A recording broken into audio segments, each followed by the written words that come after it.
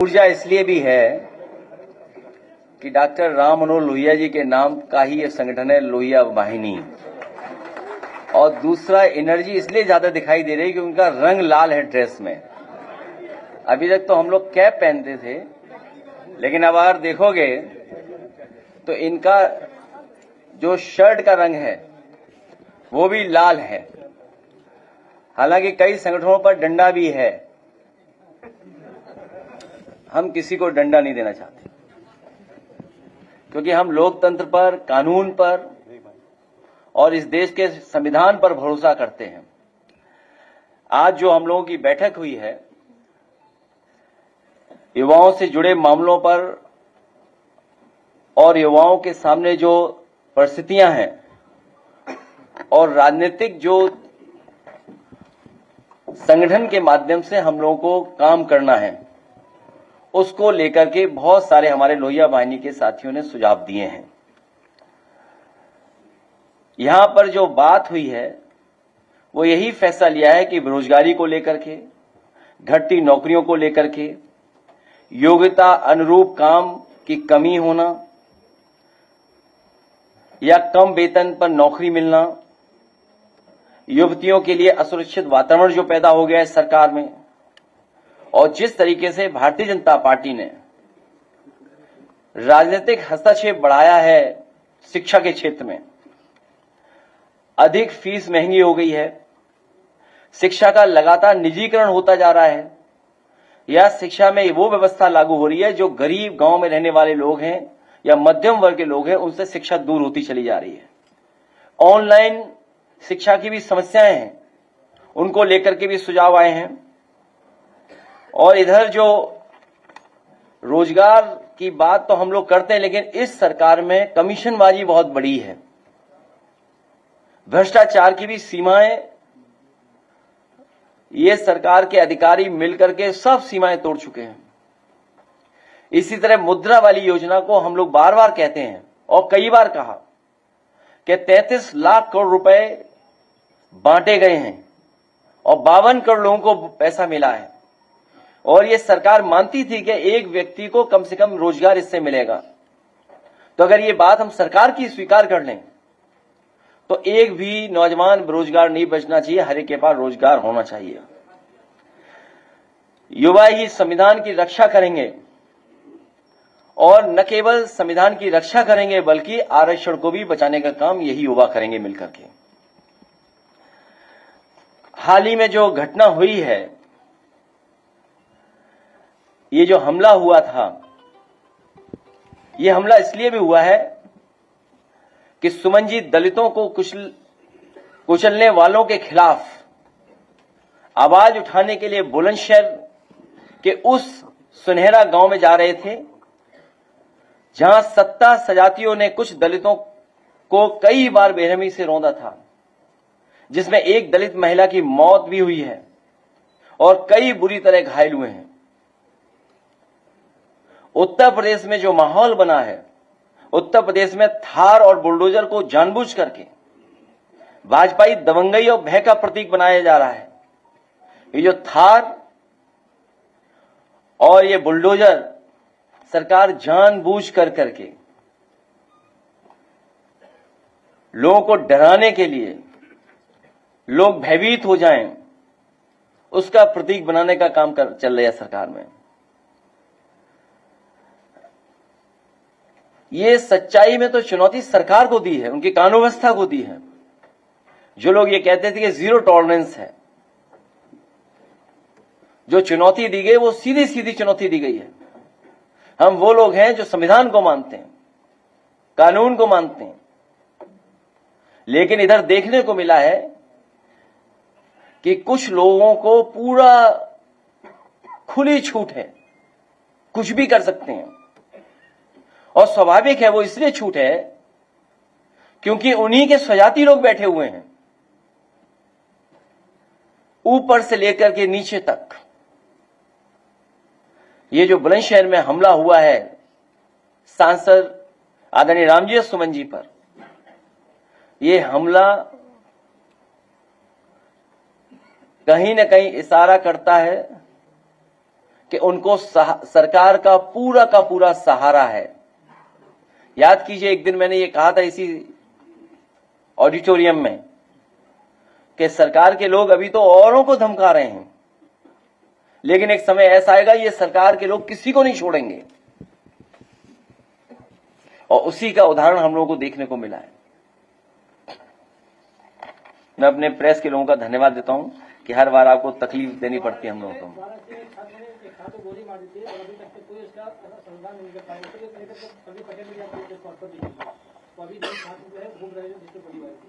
देखिए,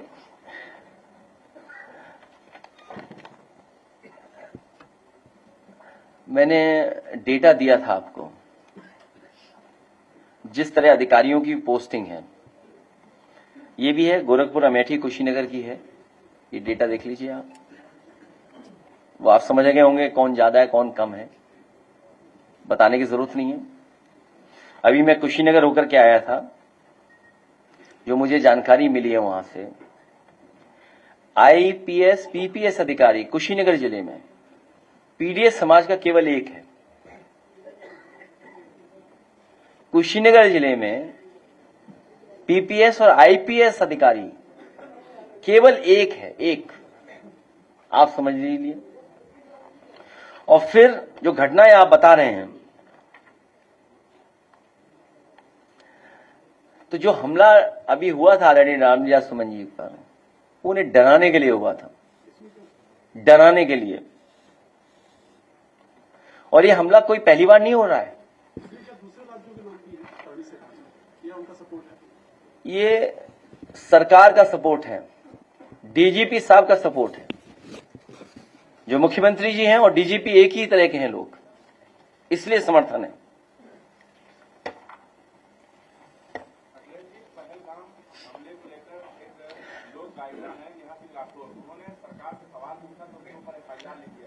और वो तो अभी विषय हमने कविता नहीं सुनी उनकी, अगर उन्होंने कहा होगा तो अच्छा ही कहा होगा।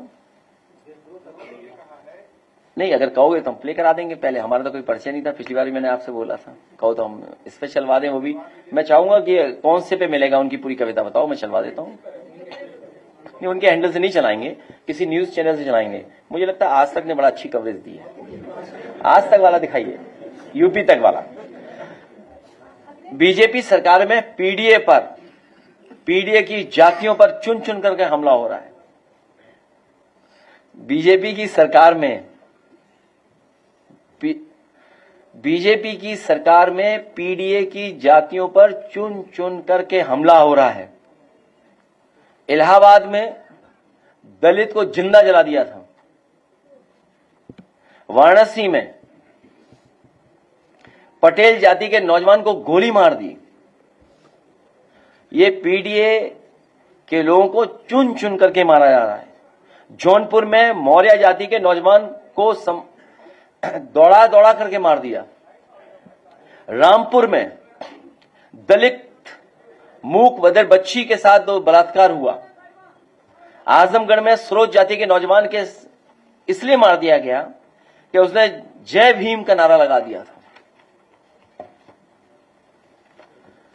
ये नए तरह का ट्रेंड चल रहा है, नए तरह का ट्रेंड है। अगर गाना कविता मिल गई हो तो चला दीजिए। इसी तरह हमारा एक समाजवादी साथी पर सोशल मीडिया पर उसने कोई टिप्पणी कर दी या कुछ लिख दिया, पुलिस ने और थाने में जाकर के मारपीट सुनने में आया। आ गया, अभी कविता आ गई। इसलिए आर्थिक समानता पर जो हम लोगों की लड़ाई है, जो भेदभाव पैदा किया है, ये बहुत सी चीजें सरकार चलाएगी जिससे हमारा ध्यान हट जाए। ना हम हमले से डरने वाले लोग हैं, न किसी के डराने से डरने वाले लोग हैं, क्योंकि हम सबको मिलकर के भारतीय जनता पार्टी को उत्तर प्रदेश से सफाया करना है, उसकी तैयारी हम लोग कर रहे हैं। और जो हमारी लड़ाई है आर्थिक समानता की और सामाजिक न्याय के राज की स्थापना की, बहुत सारी समस्याओं का समाधान तभी हो जाएगा जिस दिन हम सब लोग सामाजिक न्याय के राज की स्थापना करने में कामयाब हो जाएंगे। उसी समय बहुत सारी समस्याओं का अपने आप समाधान हो जाएगा।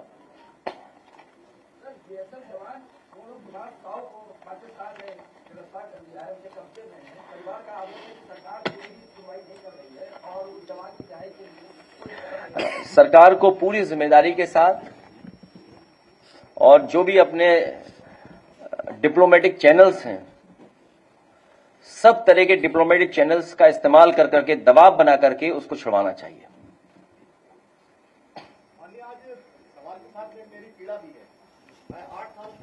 तब तो पीडीए में हो आप। नहीं, पहले मैं कह दूं, अगर आप, मुझे तो पता नहीं है आप पत्रकार हैं कि या सहयोग समर्थन करने आए हैं।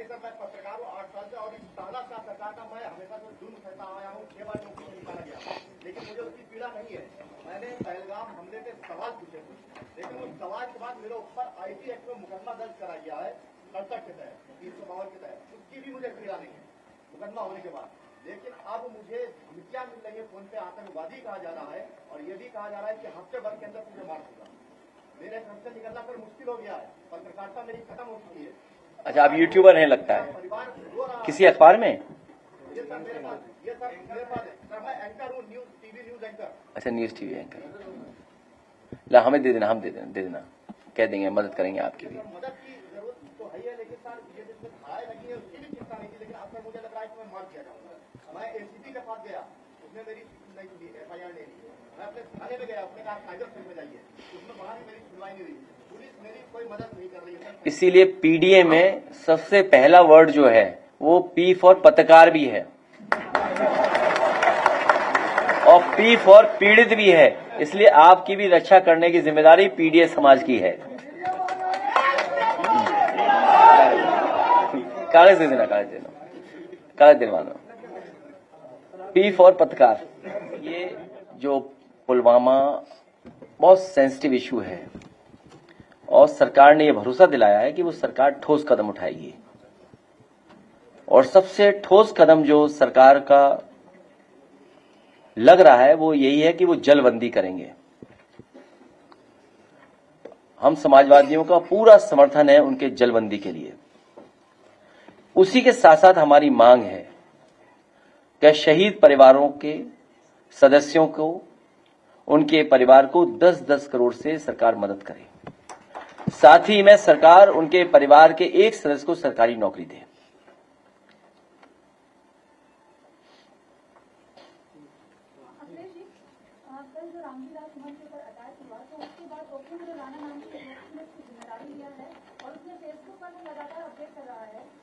पत्रकार कुछ लिख देता है तो फौरन इसका अकाउंट देख लिया जाता है, लेकिन वो लगातार 20 अप्रैल को लिख देता है कि उसने आपको धमकी दिया है, सर्वेश अगर तो घुटने पर टिकवाएंगे। हमें क्या करवा देंगे? हमें भी? अच्छा। हाँ,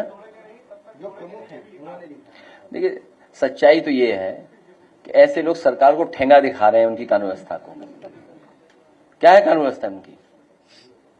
इसका मतलब जो व्यक्ति ये बोल रहा है, चुनौती दे रहा है, वो हमें चुनौती नहीं दे रहा है, वो मुख्यमंत्री जी को चुनौती दे रहा है, डीजीपी साहब को चुनौती दे रहा है, वो हमें चुनौती नहीं दे रहा है।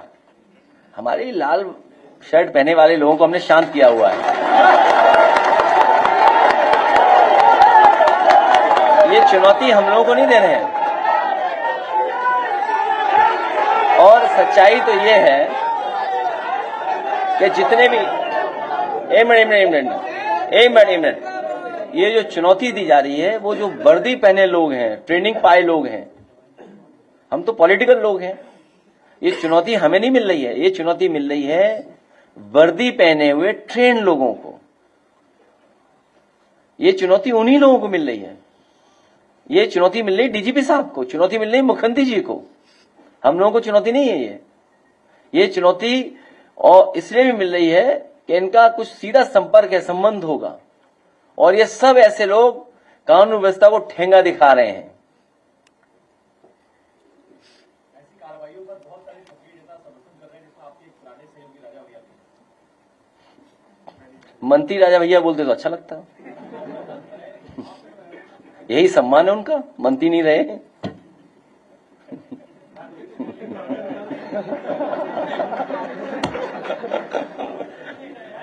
क्या चाहिए?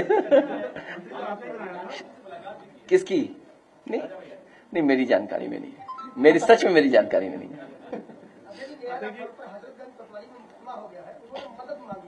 किससे? नहीं, हम सब लोग मदद कर रहे हैं उनकी, हम सब लोग मदद करेंगे। देखिए, अगर कोई घटना हुई है और कोई बात कही जा रही है तो सरकार कम से कम जो कह रहे हैं उन पे तो कार्रवाई न करे। इसलिए मैं कह रहा हूं, जो इनके अपने लोग हैं वो कानून व्यवस्था को कब ठेंगा दिखा रहे हैं पता ही नहीं है। और कितनी बार हम लोगों ने देखा, आपने देखा, ठेंगा दिखा रहे हैं। हमारी बहन बोल रही थी कि वो हमें भी हमला कर रहे हैं, हमने तो देखा ही नहीं, ऐसा पढ़ते ही नहीं हम ऐसे लोगों के बारे में।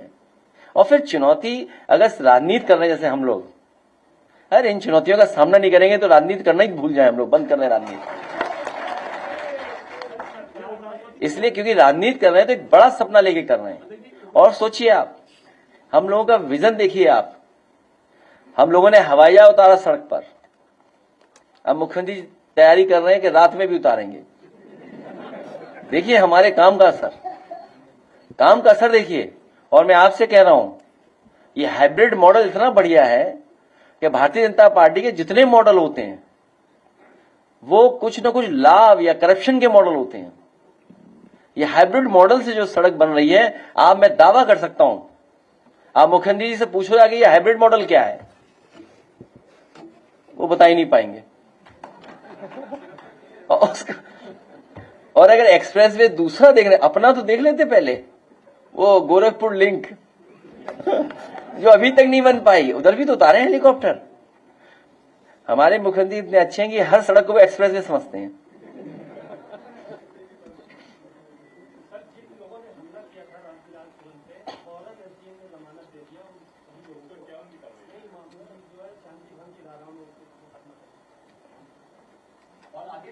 हम तो ये कहते हैं ना, ऐसे लोगों से कहते हैं ना कि भाई हमें भरोसा है संविधान पर, कानून पर। आप आइए खुले मैदान पे, खुले मन से आओ, बहस कर लें, बात कर लें,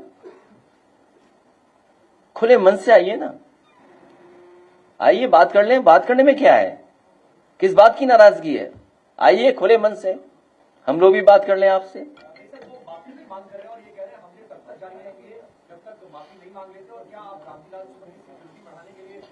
देखिए, हम लोकतंत्र पे भरोसा करते हैं, कानून पे भरोसा करते हैं, संविधान पे भरोसा करते हैं, और खुले मन से बात करने के लिए हम लोग तैयार हैं। बताइए, खुले मन से बात करोगे? और मैंने कहा, कई बार कहा, फिर दोहराता हूं, अभी जरूरत है सीमा पर सेना की, अभी जरूरत है सीमा पर सेना की। और जब कभी भी आप पाकिस्तान से सवाल खड़े करोगे तो आपको चीन से भी मुकाबला करना पड़ेगा। कई जो अखबार हैं इंटरनेशनल से लेकर के आपके हमारे महत्वपूर्ण अखबार हैं, कई राइटअप आए हैं, कई लोग चर्चा कर रहे हैं इस बात की कि जब कभी भी आप पीओके की तरफ देखोगे, पीओके की तरफ देखोगे तो साथ में आपको चीन से भी मुकाबला करना पड़ेगा। इसलिए किस तरह की चीजें हैं, सेना की जरूरत सीमा पर है। अभी तो कितनी 24 सीटें खाली हैं कश्मीर में। मैं सेना से कहूंगा कि 24 सीटें भरवा दो कश्मीर की, ये जो सेना यहां घूम रही है।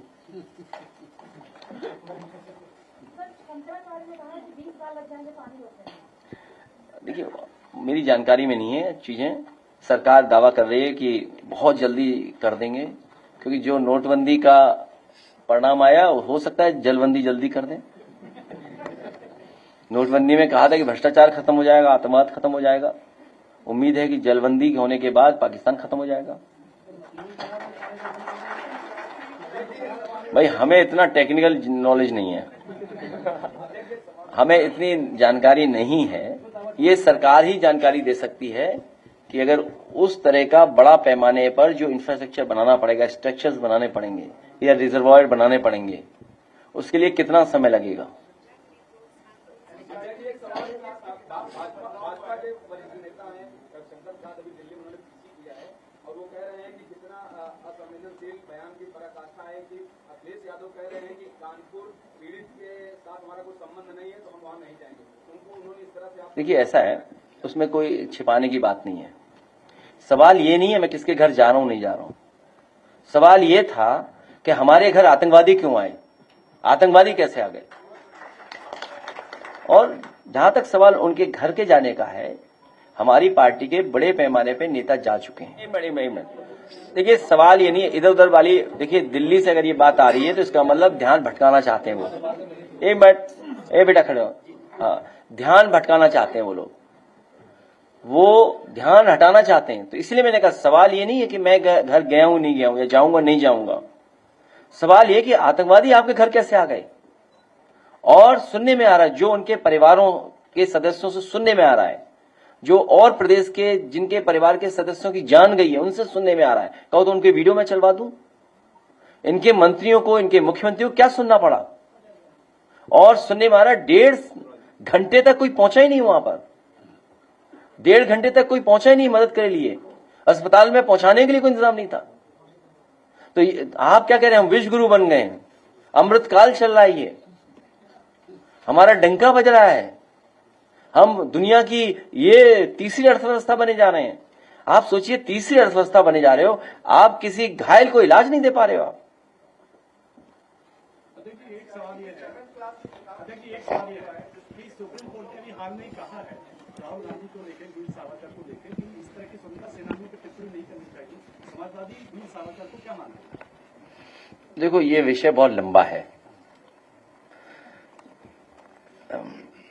देखिए, हर महापुरुष से लोगों की भावनाएं जुड़ी हुई हैं, इसीलिए किसी को ठेस नहीं पहुंचे, कोई शब्द ऐसे इस्तेमाल नहीं होने चाहिए। अभी आप अदरवाइज ले लोगे कि मैं एडवाइस राहुल जी को कर रहा हूं। खैर, भारतीय जनता पार्टी का जब गठन हुआ था उस समय भारतीय जनता पार्टी में भी इस बात की चर्चा थी, इस बात की बहस हुई थी। और भारतीय जनता पार्टी के जो पहले प्रेसिडेंट थे उन्होंने स्वीकार किया था कि इस देश को उनकी पॉलिटिकल पार्टी एक सेकुलर और सोशलिस्ट कंट्री बनाने की दिशा में लेकर के जाएगी। उस समय बताओ किसने फंडिंग की थी उस कार्यक्रम की।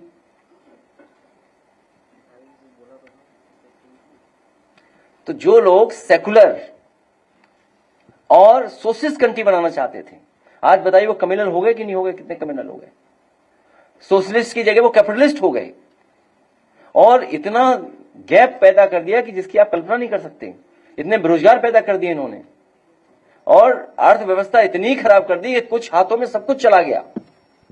अगर उन हाथों में सब कुछ चला गया है तो आप कैसे, जो खाई पैदा हुई है अमीर और गरीब के बीच में, इतनी बड़ी खाई दुनिया में किसी देश में नहीं है जिस तरह से हमारे देश में पैदा हो गई है। ये बहुत बड़ा पुराना इतिहास है। अंग्रेज बना के गए थे एक formula, divide and rule. Divide and rule के ही न्यू में इनका पूरा दल है। जो जिस विचारधारा पे आप बात कर रहे हो, वो डिवाइड एंड रूल जो अंग्रेजों ने कभी पॉलिसी बनाई थी उसके न्यू में यही विचारधारा है।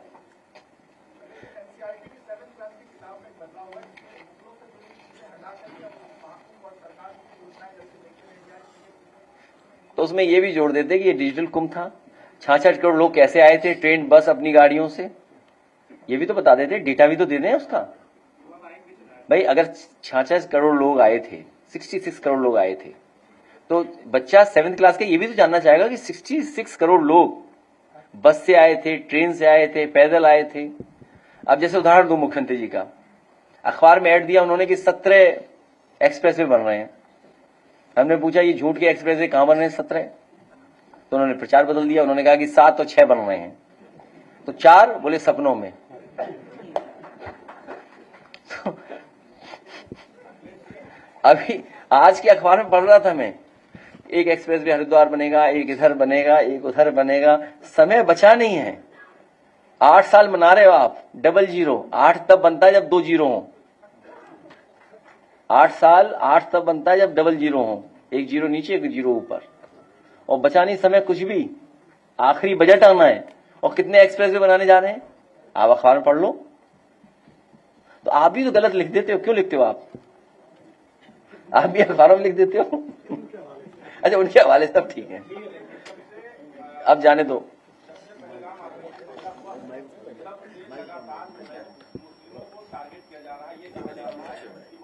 रामजिया सुमन जी पर भी हमला हो रहा है। रामजिया सुमन जी पे भी हमला हो रहा है। हमारा पत्रकार साथी खड़ा है, बैठा है जो, इस पे भी हमला हो रहा है। बीजेपी वाले सब पे हमला कर रहे हैं और अभी 6 महीने गुजर जाओ बीजेपी पे हमला करेगी।